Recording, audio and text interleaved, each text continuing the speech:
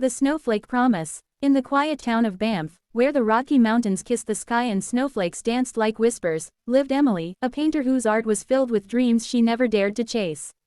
Her life was simple: mornings at the art gallery, evenings by the fireplace, and winters spent watching the snow fall over the frozen lake.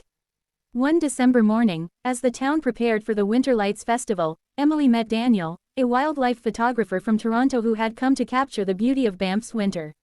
He walked into her gallery, snow still resting on his jacket, and stood silently before one of her paintings, a frozen lake under the northern lights. "It feels alive," he said softly, eyes never leaving the canvas. Emily smiled shyly. "It's Lake Louise. I painted it last winter." That moment began a story neither of them expected.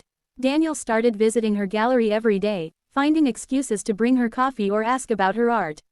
Together, they explored the snow-covered forests, shared stories under the aurora, and found comfort in each other's quietness. Emily painted, Daniel photographed, and somewhere between colors and camera clicks, love began to bloom. But life, like the Canadian winter, can be both beautiful and harsh. Daniel's work called him back to Toronto.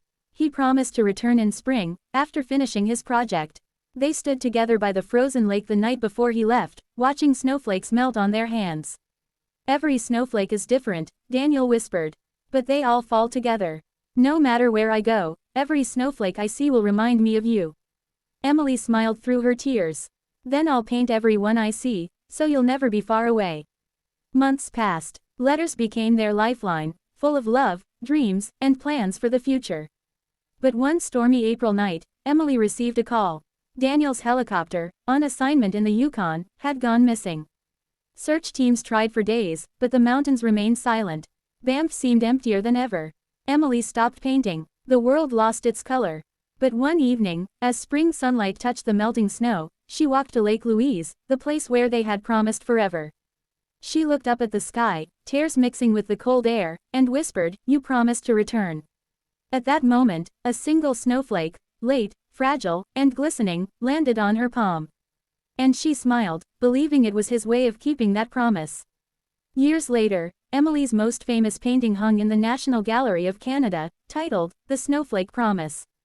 It showed a man and woman standing beneath the northern lights, hands almost touching, snowflakes falling between them.